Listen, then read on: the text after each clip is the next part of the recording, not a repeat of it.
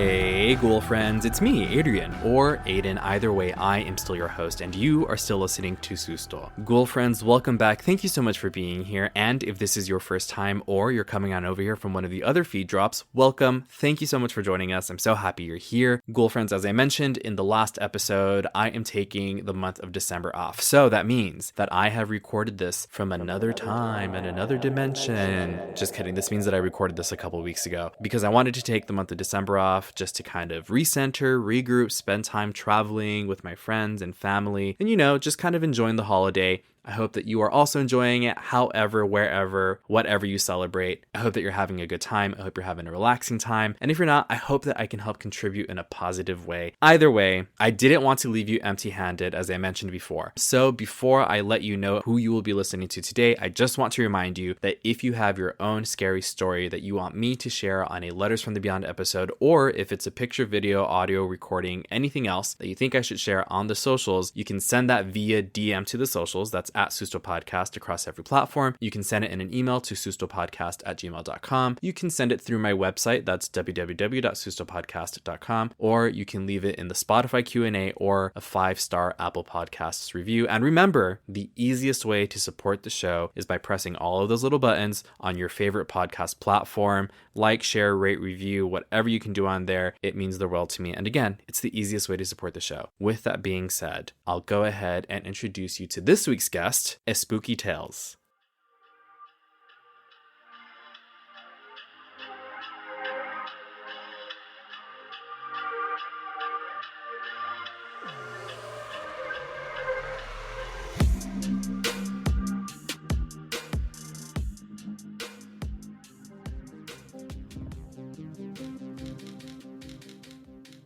Hi everyone, this is Cristina. And this is MJ. And this is another episode of Espooky Tales, the podcast for all things spooky. Today we're talking about border stories. Yes. Mine, I got scared when I heard mine. Oh. I'm excited to share it. Excited now. It's good, I think. I'm a little biased though because I found it on YouTube's. I always forget to check YouTube. Oh yeah. That's where I go for all, everything that I think I'm going to find in Spanish. I'm going straight to YouTube. That's where they're at. That's great. So today we don't have a listener story because MJ has a family story. So my aunt and her kids were on a walk in her little pueblo, and they go on nightly walks, for my aunt's health because she had cancer and stuff. And she was like, I need a walk, right? Like she's in remission, but she spent a lot of time, what is it called? When they don't move? In the hospital? No, where they don't go out much. Oh, like in isolation. Yeah. So she's maybe. like, I'm going to get my health up. So they're walking and it's dusk. It's like twilight dusk, around that time. The sun is getting ready to set. And within 20 minutes, it would probably be dark. And she's just walking, and then she sees in this alleyway between two homes, one of her friend's homes and then a home that's empty, that she knows the family that lives there, but it's empty, nobody's living in it. Mm-hmm. And she sees in this alleyway between the two homes this really tall figure. It's so tall that it's taller than the roofs of the homes. And it's just there swaying back and forth. She described it as scarecrow-like, that it was super skinny. And tall? Super tall, yes. Oh my God. And just swaying back and forth. And she couldn't see if the legs touched or anything, but all she could see that it was it had some weird movement to it, right? And it was human-like, as in it has a head, two hands, some sort of legs, and it's just there. And it's this gigantic creature, and her kids are like, "Hey, Mom, do you see that?" And she she's seeing it, and she's in her head, "I have to stay calm. I have my kids with me." And she's like, "Yeah, they're just putting up some decorations." That's what she tells her kids. They're so silly. Ha ha ha. And she's like, yeah, she's fake laughing or whatever, yes. Trying to calm herself and the kids. Yeah. So she's like, you know what? Let's just walk like nothing's there. It's just a decoration. let's ignore it and see if it goes away type thing. And she's in her head watching her children, making sure they're not in danger. And she's like praying in her head, and they walk, and then they make like this loop. And by the time they come around, this thing is gone. And she was like, that's weird. If it was like a decoration, I mean, we made a loop in like 5 minutes at most. Like, what was this thing? Like, it's like no way they could have brought something that big down that fast and put it all away, you know? Yeah. So like about like a week or two later, the empty house, one of the granddaughters of the original owner comes by and starts surveying the house because they're going to rebuild and knock a lot of the stuff over, right? Like they're just going to demolish it and then rebuild. There's like this outdoor oven, you know which I'm talking about? It's como the ones that are made of clay, like the barro, and they're like outdoor. There's one right there by where this stick figure thing was. Okay, yeah. That area. And it's like a bunch of junk. Like it's all, the house is falling apart because people haven't lived there for many years. So they find like this mirror there, and the neighbor, which is my aunt's friend, was like, oh, what a pretty mirror. Can I have it? So the friend takes it from the granddaughter of the owners and just places it in her house. And then as the granddaughter is like breaking down this outside oven, a bunch of stuff happens. Like there is inside the oven, right? Inside of it, there's snakes, scorpions, and toads just filled to the top with them. Okay, that is because first very of all, weird. why are all these like 3 different creatures and lots of, you know, the 3 just harmoniously living together in this oven? How did they get there? And the snakes wouldn't even like, if you guys ever been around snakes, like when I was a kid, it was a very like hilly, grassy area where my school was. And there used to be garter snakes all the time there. They don't do much, but if they see you, they kind of like run, right? Like they slither away. More like they don't like fuck around and find out. They're either gonna bite you or they're gonna slither away. And these snakes were just there. Like that is so weird. The frogs didn't jump away. The snakes didn't really move. Neither did the scorpion. It was just like there. So she's getting like this really bad vibe, and then she goes to my aunt's neighbor and is like, that mirror, can I see it? Can I have it back? So she's like, what happened? Like, why do you want it back? It's a pretty mirror. Like, why do you want to take my pretty mirror away from me? Yeah. So she goes and she starts burning the mirror and burning everything there in the oven. All the stuff, all the junk that was there, she just lit it all on fire. And she says that she would see like these faces coming to the mirror, like distorted faces that were seen in the mirror, like wanting to come out of it. And like they were in pain and all this stuff. And both the friend and the granddaughter of the previous owner were like just looking at themselves like, what the fuck? And then the granddaughter tells the friend that my grandma, I have like very vivid memories of being a little girl and my grandma practicing witchcraft. And she's like, I think this particular spot, which is also the spot that weird stick figure, which we're calling Slender Man, me and my mom were calling Slender Man, that appeared. And she's like, this must have been the place where most of her rituals were done. And the mirror was part of that ritual. Wow. And it was weird. But yeah, like even when she lit the whole thing on fire, the snakes didn't move, the frogs didn't move, the scorpions didn't move. They were just like compiled there. It was weird. And that is very weird. The granddaughter did her own cleansing ritual to remove the bad energy, but it was weird. Wow. Yeah.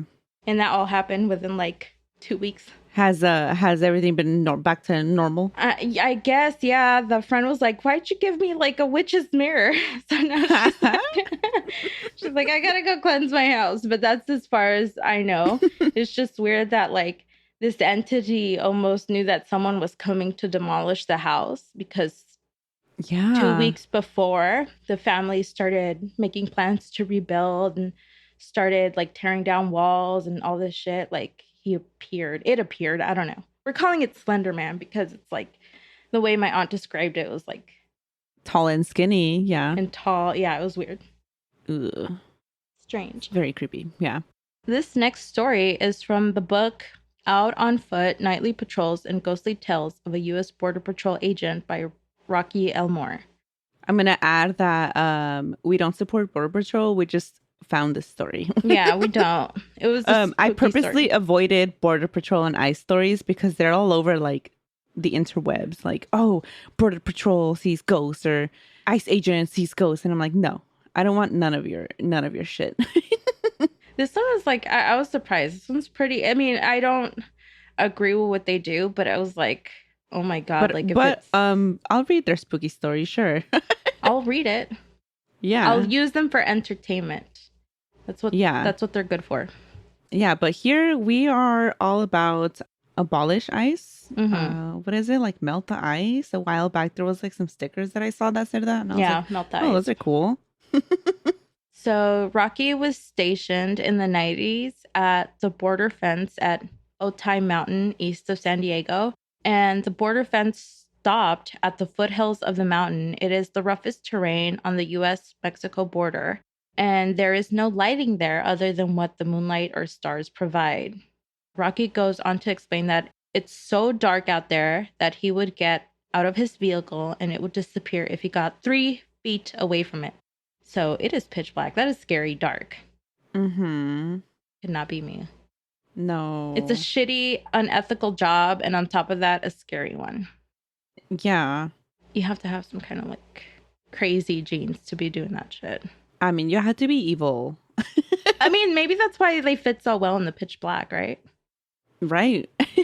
They're part of the darkness. Makes sense now. The Kumeyaay tribe, I believe, who lived in the area, say it's forbidden for humans to go to Otay Mountain. So the only people who go up there are undocumented people who cross and the BPA. Rocky goes on to explain how his job at Otay Mountain was. He goes on to say that at one point he viewed himself as the boogeyman. Like looking back, he viewed himself as the boogeyman.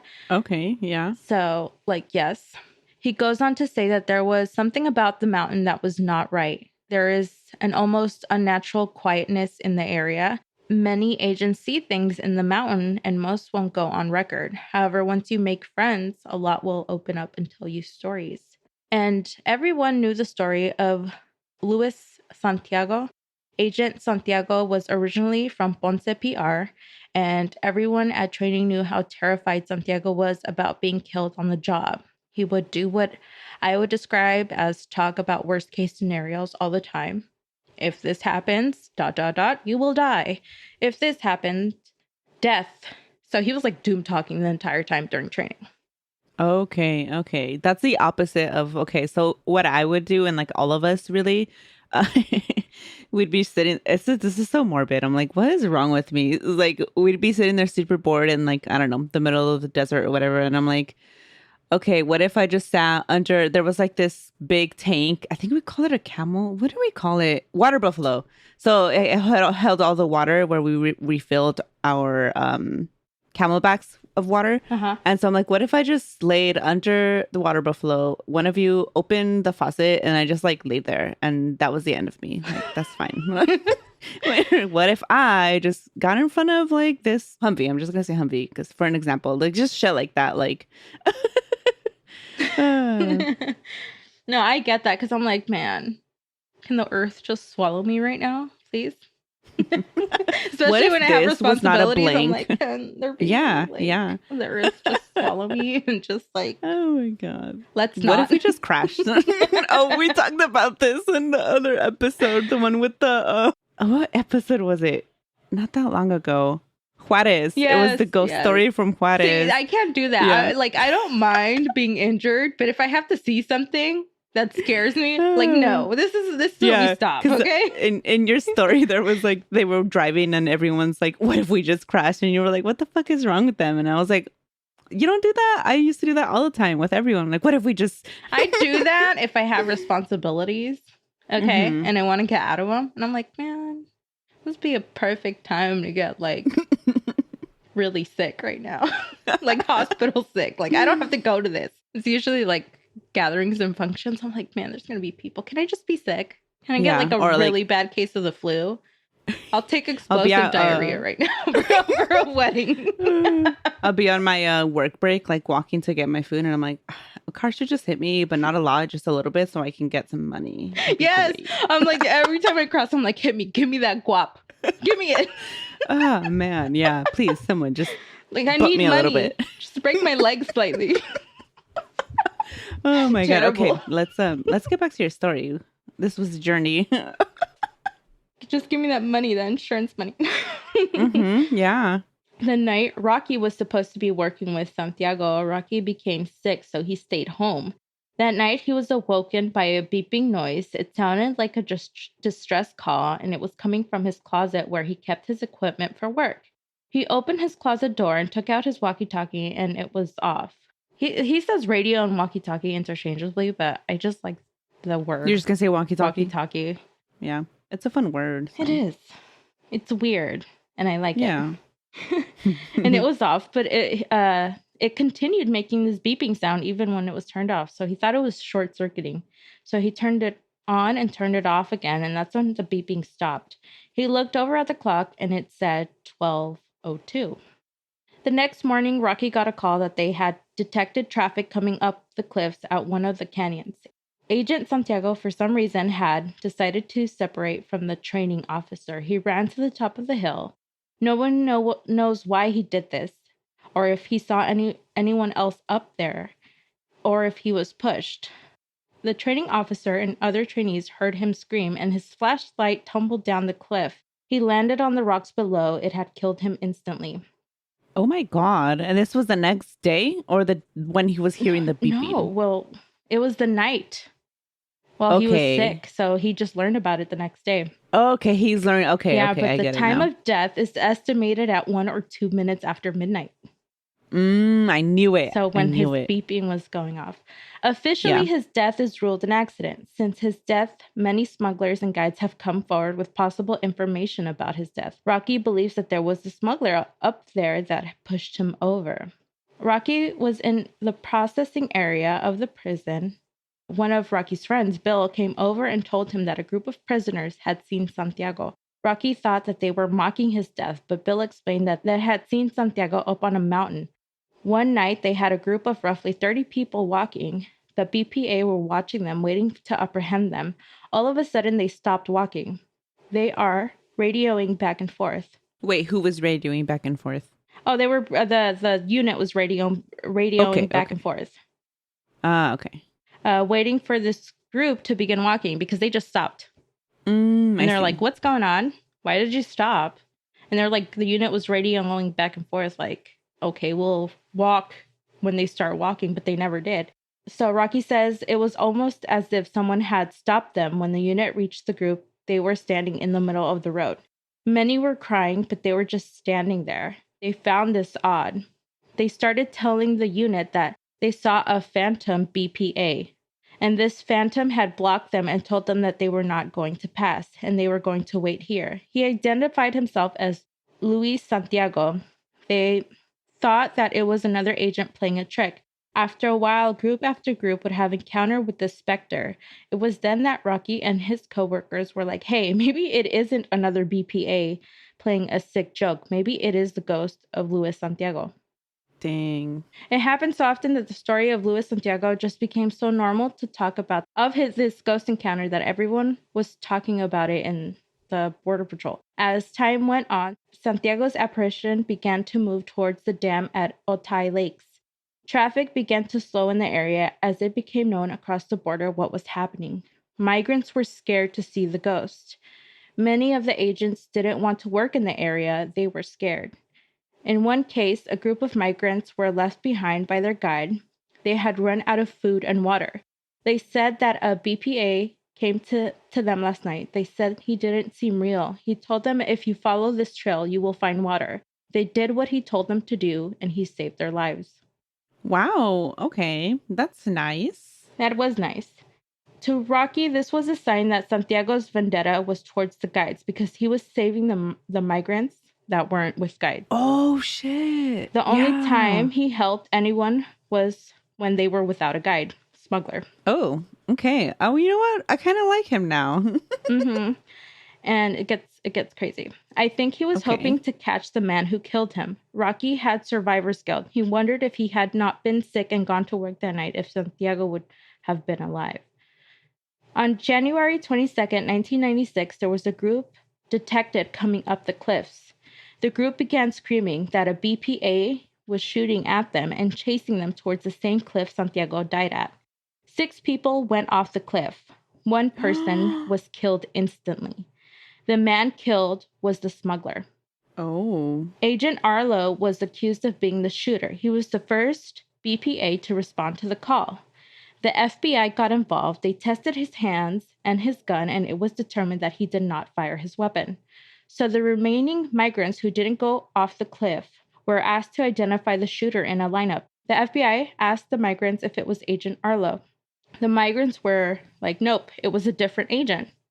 Another BPA went and got a picture of Santiago without telling the FBI the story. He told them, hey, show this to the migrants and ask if this was the agent they saw.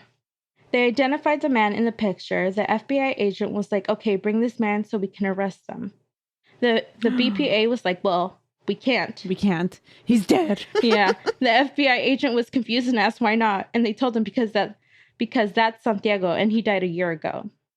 Damn. Oh. Rocky believes Santiago got revenge for his death and that the guide who was killed on January 22nd was the one who killed them.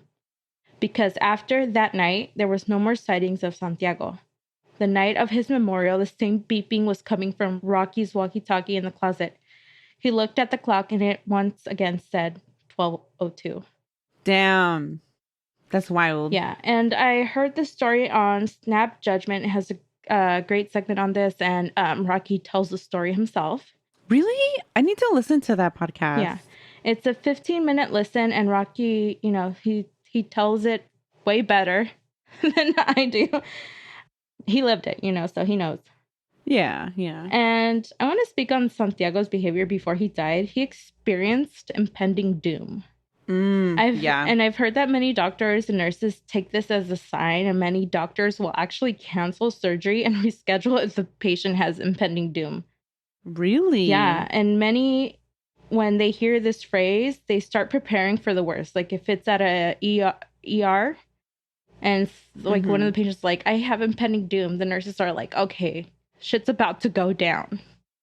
It's almost prophetic, and while many say it's just mumbo jumbo, perhaps it could be a sign of someone's health. Like the body can be warning you, like, hey babes, we're dying and we're going to give you anxiety and warning of your health. Hey babes. Hey babes.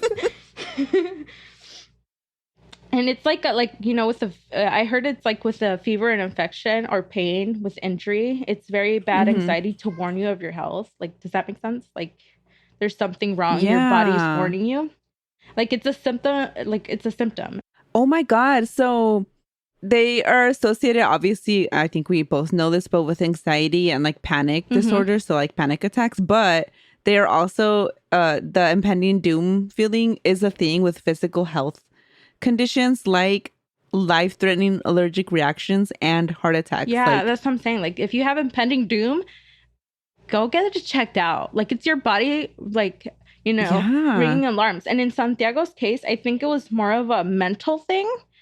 But impending doom, if it's like, it's what I think the most severe form of anxiety, maybe.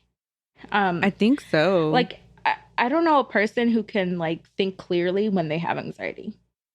I can't. Yeah. I've had panic attacks, and there's fight, flight, and freeze. I freeze.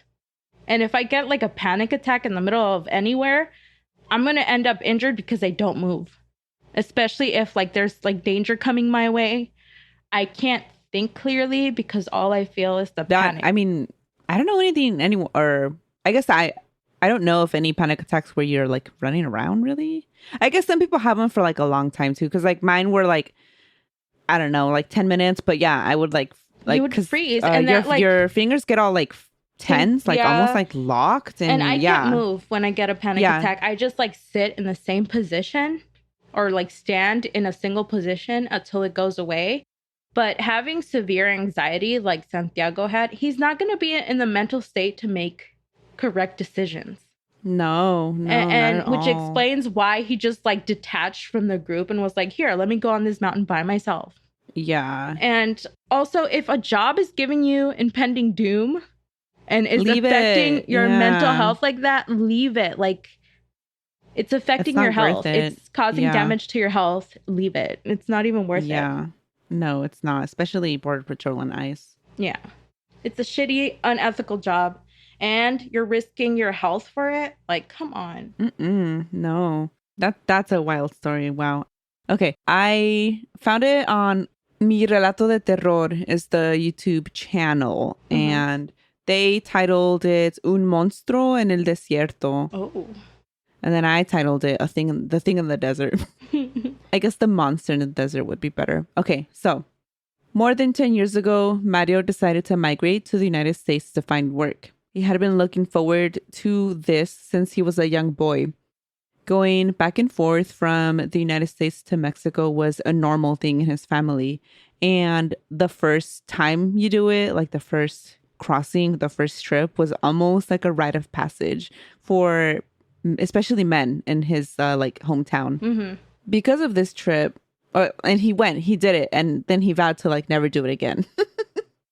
He's not going back and forth after what he saw. So the preparation for the trip was strange to Mario. He didn't really know much about it, but he was instructed to carry an extra pair of sneakers and then paint his water bottles black so that they wouldn't glare in the sun and give their location away. When he traveled, there was 12 other migrants with him and then El Coyote, the smuggler. So they went. They encountered their first danger while crossing El Rio Bravo, because, you know, it's a very dangerous river. And crossing was it still is, extremely difficult. During this, 2 people from the group, a mother and her 3-year-old son, almost drowned, but another man was able to save them. But as soon as they got over, there was no time to even like celebrate. They had to hide like wherever they could because Border Patrol was due to pass by soon. So everyone ran and hid. And like clockwork, Border Patrol drove by. Luckily, no one was caught. And now, even though they were like across the river in the United States, the trip, it really felt like it was just beginning.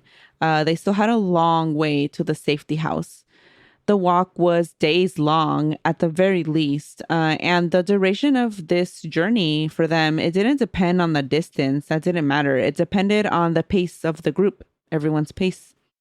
And so as they walked, they had to be careful because there's poisonous snakes about, scorpions, you know, they're in the desert. And El Coyote, he's ahead of everyone and everyone's following him. So he would warn them if there was something, you know, nearby. Nothing happened to anyone with like wildlife. They were all safe from that. They stopped every once in a while for water breaks or small like resting breaks. It was hard on everyone, especially the young mother and her 3-year-old son. At times, she would carry him. At other times, she would ask him to walk. And the 3-year-old, he listened right away. He would start to walk, but he's 3. The sun's beating down on him. It was a lot for his tiny little legs. I cannot imagine. I would die. Yeah. So I can only imagine a 3-year-old. Like, I'm telling you, everyone that makes this journey, I'm like, how? Like, I don't know. Like, I can't do it. Superhuman at Yes. then. Like, I mean, they have to be. What other choice do they have? Exactly. And so this little 3-year-old, he would, you know, start to cry until she carried him again. And other people would help her too. But he would cry like, can we go back home now? And everyone knew there was no return. There was no back home for them. They had to keep going. Night arrived and everyone set themselves up according to the Coyote's instructions. They had to be a certain distance apart from each other and kind of hidden behind bushes to attempt to obscure themselves from any helicopters flying by, any like cars driving by, just to try and hide. And El Coyote instructed them to run towards a specific hill if Border Patrol arrived. Everyone had to reconvene at this hill. He pointed them to it, like, we're all running that way if anything happens. And the Coyote said he would be waiting for them there. Unless he was captured and, you know, taken into custody, then he would not be there. And if that was the case, he instructed the group, like, if you think you can make the trip, keep going. You have to go north and north and north. And like, only if you think you can make it. If you cannot make it, you have to turn yourself into border patrol. Like, those are the two options. Yeah, because I mean, at the end of the day, that desert is deadly. And while so deadly. we think and we know that the border patrol is unethical, it's not worth to die. Yeah, there's like groups. I know Border Angels is one of them, but they'll go out and leave water bottles, and these agents go out and destroy these water bottles on purpose when they could just leave them there. What harm is it to just give someone water? That. Yeah, it's messed up. Luckily, the group was safe for that night. And then morning came, the group continued. Mario had twisted his ankle at some point, and so he was walking slower than everyone else. He was about 20 meters behind everyone else, behind the group. He could still see them. And then that's when he heard something. A man asking for help behind him. But Mario knew he was the last one information. Like, he's like, that's weird. But he turned around, and just like he expected, no one was behind him. So he kept walking. He turned around and kept walking, trying to catch up to the group. And then he heard, Oye, estoy atrapado, ayúdame. Oh. Hey, help, I'm trapped. He turned around again. Nothing. No one. Nothing behind him. So he started walking towards the bush because he kind of heard like the sound, like this voice. He was like, maybe it's someone off to the side over there and maybe they are stuck. So he was like walking towards this bush, and from up front, 20 meters ahead, the coyote saw Mario and he yelled like, what are you doing? And he signaled for him to catch up to the group. So Mario did. And when he got there, he explained to El Coyote that he heard someone behind him. And the coyote used this opportunity to warn everyone, like, hey, the extreme heat of the sun can cause you to see things, to hear things that aren't there. This is normal. Do not listen to these hallucinations. You know what this reminds me slightly of the Appalachian Mountains, how they say like they'll talk to you. Oh, yeah. I love Appalachia TikTok. Yeah, I was like on it like for like an hour last night, and I was like, oh my god, this is so interesting. But yes, it reminds me of that. Like, have you ever listened to the it's an old podcast now, but the Old Gods of Appalachia? No. Oh, it's so good. It's like a fiction, voice acted, like, actually I don't know if it's voice acted or if it's the same guy, and he writes all these stories. I listened to like 2 episodes and I forgot about it. I'm gonna go back and listen because it was so good. Yeah, oh man, I was like, how do people write? How are people so good at writing? Like, I wish. I wish I could. Okay, so back to this. So the group took a break after this, and Mario used this break to put some balm on his ankle. And then the coyote at this point told him he should have brought some quote unquote magic powder with him for Mario. But Mario had no interest in drugs ever. And he was like, no. My body's a temple. Yeah. Although honestly, I would not. Because like, yeah, it's going to help you for a little bit. But I think then when it's over and it's worn out, you're going to feel even worse. So, yeah. Okay, and then their break was over. They continued walking. About half an hour into the walk, Mario was behind everyone again because his ankle is hurt. He's like, he starts walking, but he starts slowing down, and then gets 20 meters behind everyone or more. Oh, dang. Because, he has a hurt ankle. And he heard a voice, you're going the wrong way. Mario paused for a second, but thought about what the coyote told him. So he kept walking. Then he heard again, I'm thirsty. Can I have water? Mario kept walking. He was like, nope, I'm not turning around. And then he heard again, he's lost. He's leading you all the wrong way. And so then he whipped around. And again, no one. After all this, he turned back around and saw that the group was now 100 meters ahead of him. Holy shit. So he tried to walk faster. And then he heard again, he's leading you straight to La Migra. I can show you the right way. And Mario walked faster. He was catching up to the group, and then he heard, I'm thirsty. Give me water or give me blood. Oh, that went from 0 to 100. too quick. Yeah. That escalated quickly. Yeah. That took a turn. So then Mario was like, no, I'm running. I'm running as fast as I can. Fuck my ankle. So he ran. He ran and he caught up to everyone. And when he got to the group, he was visibly shaken. And the others began to ask him what was wrong. And he told them. But El Coyote, he interrupted again, reminding everyone that hallucinations are normal. And Mario didn't believe El Coyote. He was like, no, there's something else in this desert. But they took a little break and they continued to walk. And despite the pain, Mario stayed with the group as best as he could. He was very scared to fall behind. I don't blame him. And now it was nighttime. The group stopped. They spread out, like, their plan to hide and spread out. And everyone tried to sleep. Toward the middle of the night, there was a scream. Oh, God. It was the young mother. Mario thought someone was like trying something, And so he was ready to be like, no, not here. You're not doing that here. And she was screaming and screaming. But she was screaming, someone took him, something took him. And then she screamed that El Coyote was missing. And everyone looked around and they were like, well, maybe he went to the bathroom. And she was like, no, there was a sound over by that bush over there. And he went over there to see what it was. And then he was dragged away by his feet. Fuck no. And the group yelled out for him, but nothing. And no one could sleep. By then it was morning. They looked around like maybe he left something, but they found no clues, nothing. And they decided to keep walking north because, they're lost. Like now they don't have a guide, but that is scary. They got to keep moving. Yeah. After 20 minutes, Mario found himself falling behind again. And then he heard, help, it took me. And it sounded like El Coyote.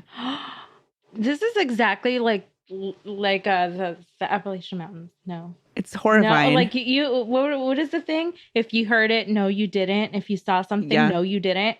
Yeah. But I've heard it too. Like if something is calling your name, you don't. And in any forest, just continue walking. Yeah. And Mario didn't think it was El Coyote. He turned around, but there was nothing again. So he kept walking. And then he heard again, I'm thirsty. Give me your blood. And this was in the first voice that he had heard. So he ran again and caught up to the group. And now he stayed in the middle. He's like me. I need like a really serious consequence in order to get my work done. Right? Yeah. And his ankle was throbbing, but he was like, I'd rather lose my foot than find out what that voice is. And I'm like, yeah, same. Not here. So they continued walking. And then another man started yelling, like another man in the group, like the thing took him. This man that was yelling, he was 18 and he like was yelling for everyone to turn around. And he pointed at the road behind him. And he was like, it's taking him. And he was holding on to his friend while the rest of the group like caught up to him. And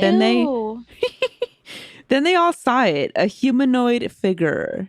Oh. Not quite person looking at all, but just the figure of a person, like, a human shape, but it looked more snake-like. Oh. Yeah. A reptilian. I mean, that's what I imagined because in the story he said snake human hybrid. So I don't know. Oh. But this being was pulling at this young man's friend. And so they all started throwing rocks at this thing to try and save him, the guy that was being pulled away. And that's when they heard a gunshot. Mario was expecting to see La Migra, but he turned around and it was an American rancher. The American rancher fired again. And this thing slithered away. Oh, ew. Fast. Yeah. Gross. So the poor, granted, the migrants get to leave that area, but the American rancher has to stay there. Right? Yeah. Mm-hmm. Gross. But I got it's like gross. Like it's like I just imagine like a person going on like hiding like a humanoid figure, and then like, well, I'm just gonna slithery snaky snake out of here. I'm a slithery snake. Oh my god. And then the American asked them in sloppy Spanish, ¿Estás bien? That's my sloppy Spanish. I tried. Are you guys okay? And everyone said yes, but they were lost. The man gave them a ride to a safety house. So not only is he saving them, but he's also an ally. Love this man. An armed ally. Uh-huh. And on the way to the safety house, he told the group that he and his rancher friends, they've come across this thing before. Ew. And it always gets away. So Mario spent some time in the safety house, and he wanted to thank the man before heading back to Mexico. Like, he was like, I'm not even going to stay in the United States. Like, fuck this shit. Y'all are weird. Yes. Y'all reptilians running wild over here. Eating people up, snatching people. Hide your kids, hide your wives. The reptilians are out here. Yeah, seriously. There's something in that desert. And so Mario wanted to thank him for helping them. But then he saw on the news that the man had gone missing, and the news blamed the cartels for him being missing. The reptile cartel. But Mario suspected, that it was the thing in the desert. And shortly after that, he returned to Mexico and vowed to never make that trek again. No, that's so, it's just like, it's gross. And so nasty. Yeah. Yuck. I mean, just it's creepy. It's so creepy. It is. The next story is is on Reddit from subreddit The Truth Is Here, username Ori15N. I have not seen that subreddit. Yeah, me either. And it says, my dad's creepy story as a border patrol agent. And it says, I told my story about La Llorona encounter, or not, a few days ago. My dad had a very similar story, but this is way better. My dad was working on river patrol late one night when he was told that a group of 6 people were heading his way. So he was trying to meet and head them off. His camera operator was on the radio telling him every move that they made. The camera guy said he was watching them come from under a bridge now. Dad knew exactly where that was and started to run that direction. Camera bro, like I said, camera bro. Camera bro said they stopped at the bank of the river under the bridge on the Texas side, which was odd, my dad says. They knew that the BP was usually watching the banks around that bridge very carefully. Most people crossing rushed to get past that area and ran to a thick brush about a half a mile away. Camera dude was telling my dad that nobody else was around. He could see the cameras for miles all around, and the only people around were my dad and 6 migrants and my dad's backup, which was 5 minutes away. My dad decided to wait on them to climb up, so he crouched by a tree and watched through his night vision. Nobody came. Camera guy said that they were acting freaked out under the bridge. So Dad started to walk down to them. Then he heard it, a scream that matched what I had heard as well. Dad, who has seen and heard his fair share of shit, said it was nothing like he had ever heard. He had heard a woman scream before, a woman in pain or fear due to the nature of his job. Just like any, I don't know what, Leo? L-E-O? L-E-O? Oh, law enforcement officer. Oh, law enforcement officer. Federal or municipal. He said this scream was borderline inhumane, yet it was in pain and it was female. My dad thought someone was hurt, so he ran down the banks of the river and tried to find the group of migrants. Camera guy let Dad know that they had acted like they heard something, assuming that it was my dad that they saw heard, and took off. They left their food, water, and belongings as well. My dad had the entire area searched for a hurt woman. Nothing was seen or found, and that was when my dad said he first heard the story of La Llorona as well. A coworker jokingly told him that he nearly got mistaken for her son. He was a young guy at the time. My dad experience happened within the same summer that I had mine about 12 years ago. And this user goes on to further explain that the infrared camera didn't pick up anything that could make this scream. While many suggested it's a bobcat and other animals, he claims that it would have been seen on the camera bro's camera, infrared camera. Right. So that's what the migrants were probably like, F this shit. They were like, we know. Like, this is yeah, we We're know. out. You don't know. Yeah. Y'all don't know, but we know. Yeah. We know. Yeah. like in the movie, The Curse of La Llorona, and all the house workers leave when they start, like, everyone just goes and because they know. They know. It's y'all that don't know. Mm-hmm. Well, look at her doing the Lord's work. Yeah, I mean, we're on her side. Yeah. So We said this. She needs a hotline. yeah. So this next story is from the book Strange Things with Chris James, and he has many many paranormal stories of different kinds. And this takes place in February 14th, 2011. And it's a story by BPA Chavez. We were working the evening shift north of Laredo. We had stopped on our unit on the north side of 44, just west of the Ranch House Cafe, and we were outside looking around, waiting for traffic. We both noticed a bright spherical light moving from north to south west of Highway 83. It could have been over Mexico. It was moving very fast, then it came to a complete stop, never slowing down, just stop. Shortly after, it moved upward a bit. 3 smaller, bright orbs dropped out of the bottom of the larger bright shape. The 3 lights formed a triangular shape, 2 on top and one on the bottom. The 3 dropped to just above the horizon, then began flying south very fast. We had grabbed our NVG, night vision goggles, and watched them. They were clear through the lenses. That was when we noticed the big sphere had suddenly moved over our heads. It took just seconds to get from the Mexican area right over to us. My partner asked, "Dude, are you seeing this?" I responded, "Do you feel that? It's like electricity." They could both feel electricity crawling across their skin.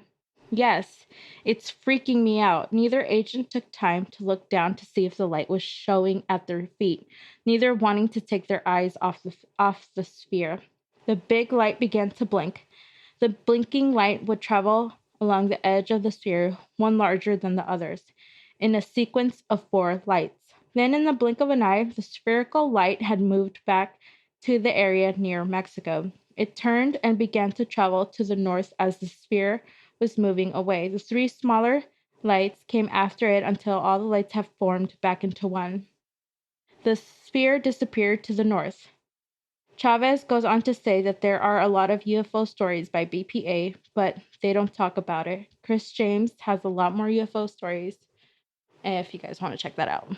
But this was the only border one I found. They were too calm for my liking. Like, this thing is over you and you're just chill, like psychos. I mean, hey, they're evil. So. Yeah, well, I mean, again, it matches with, their like black soul, but they're just way too calm. I'd be like freaking out and calling my mom and be like, "Mom, I'm gonna go to another planet. I'm sorry. I love you. Mom, they're taking me. Bye. Bye. Take care of my kids." No. Tell them I'm in space now. What's it called? Don't worry. I'll bring back a souvenir. I'll jack something. Yep. That would be me. But no, I'd die.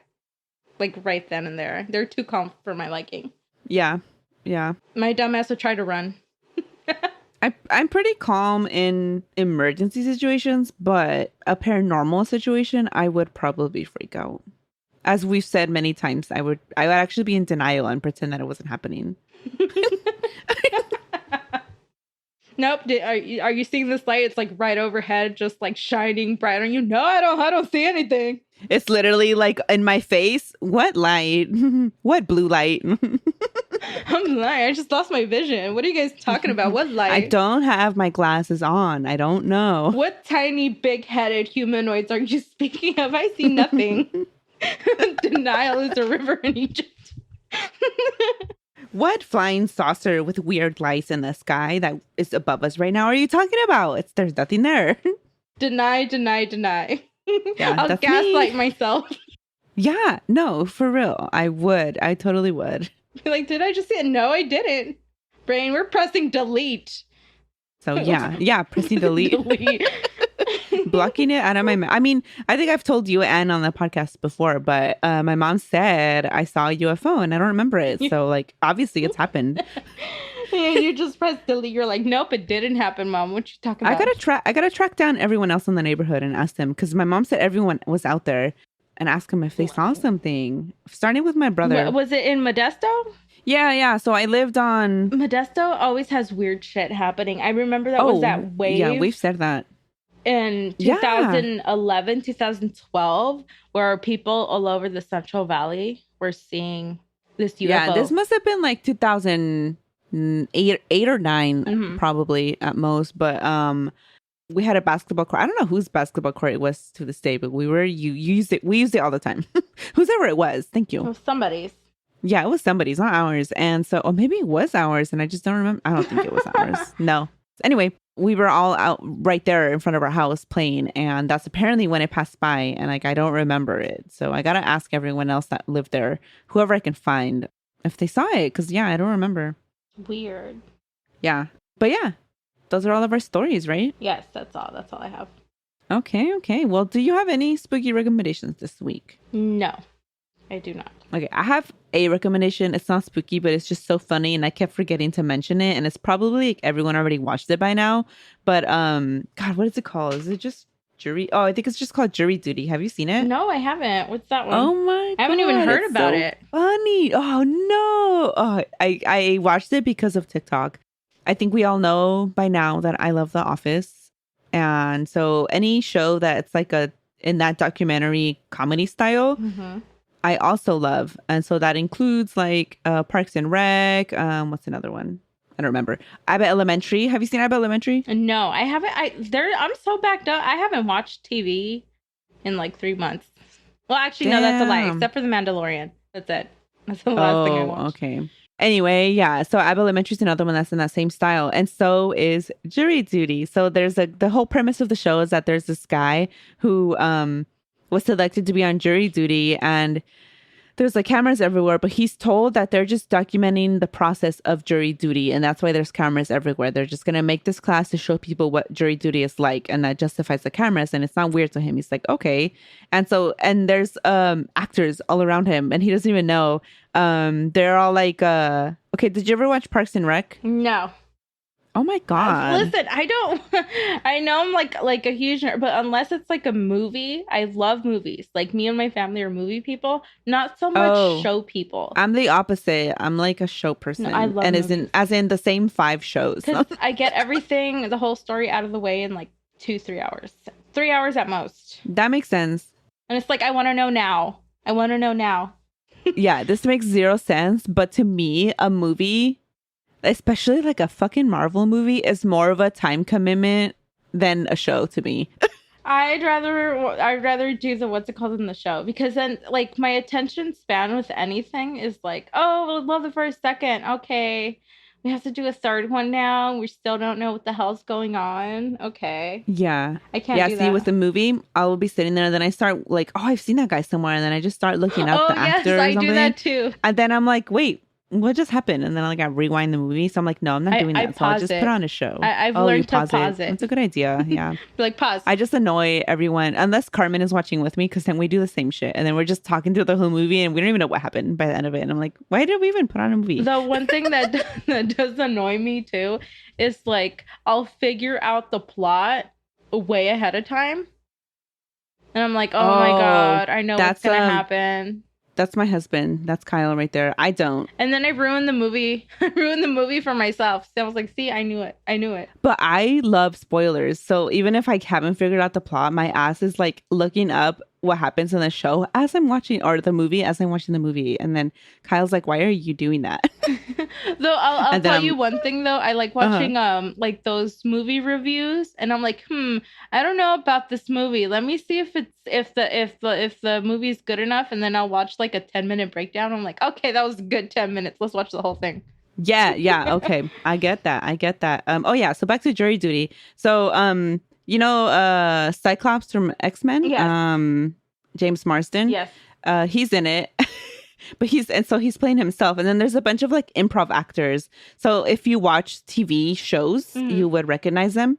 But they're all comedy, like improv actors. And there's no script. There's just like an idea of what's going to happen in this episode. And so everyone's just like improvising the whole thing while he's on jury duty. It's so funny. And the guy, he's like the nicest guy ever. There's like I'm pretty sure that there's a comedian in it. You might have seen his clips on TikTok.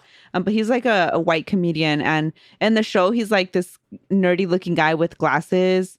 And it's just ridiculous. It's such a fun show. You should definitely watch it. Yeah. I gotta watch it now. On what is it? Prime. Huh? Prime. Yeah. Yeah, it's on Prime. Yeah, I gotta watch it. So good. I know which one you're talking about. Yeah. Yeah, I only found out about it because of TikTok.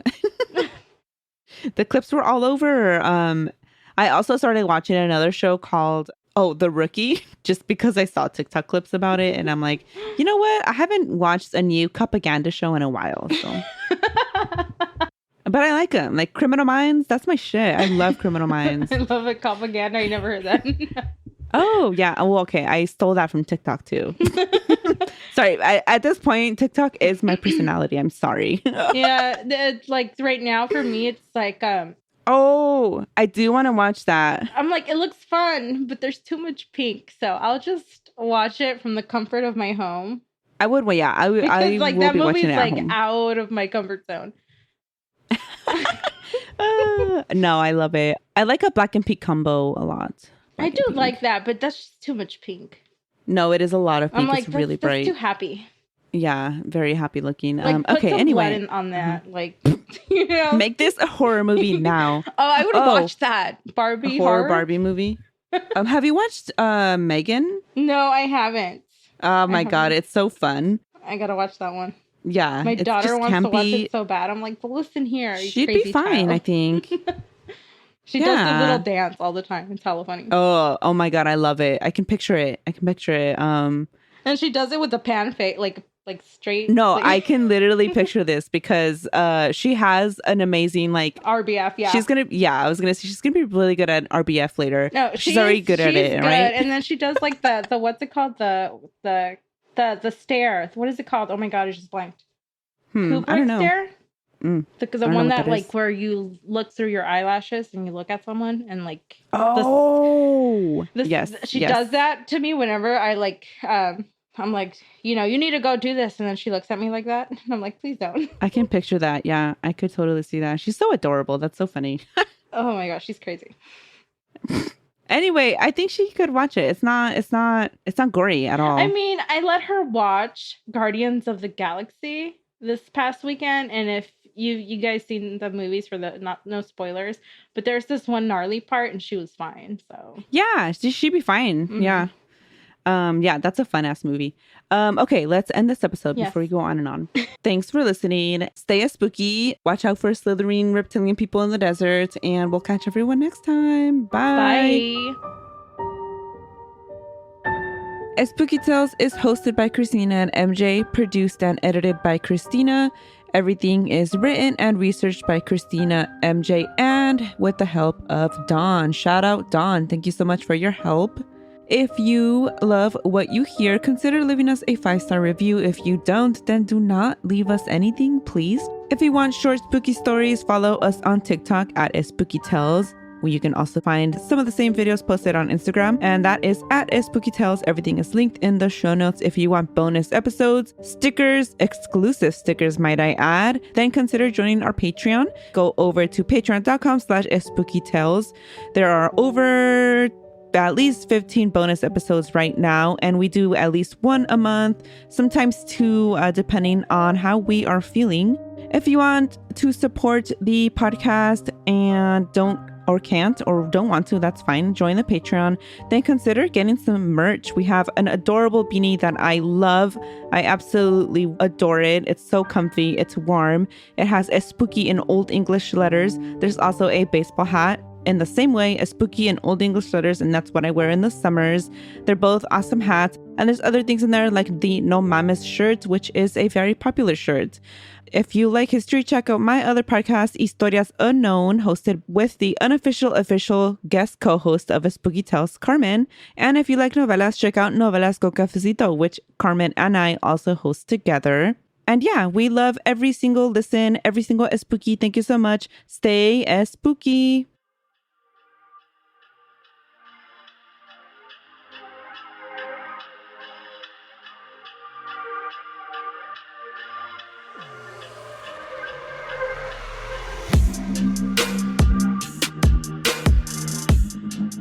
Welcome back, Ghoul Friends. Weren't they amazing? One more time. Huge shout out to our special guests this week. And again, tune in every week for the month of December for a different guest. Now, I just want to make clear that I am not going to be moving to a weekly schedule. This is just a winter holiday treat for you, and I hope that you enjoy it. I will be back in January. I already miss you so much, and I'm hiding in the walls of your house. I'm kidding, I'm not. But I can't wait to be back. Again, I hope that you're enjoying your break. One more time, if you have your own scary story that you would like me to share on the show, you already know how to send it in. You can send it via email, DM on social media, through my website, a Spotify Q&A, Apple Podcast review. You know how it goes, and the easiest way to support the show is to interact with it wherever you are listening. Make sure to follow me on social media to keep up with what I'm doing throughout the holiday. As far as Patreon goes, that's patreon.com/SustoPodcast. Patrons will get these episodes early and ad-free. Best Ghoul Friends, you can expect some video content to come out this month. The paranormal investigation that I did with the Paranormal Putas over at the Brass Tap in Round Rock, Texas is going to be a Best Ghoul Friend exclusive on Patreon. But one more time, I hope that you all are enjoying this holiday season. I cannot wait to be back in January. Until then, I will see you in the next one, and have a very merry,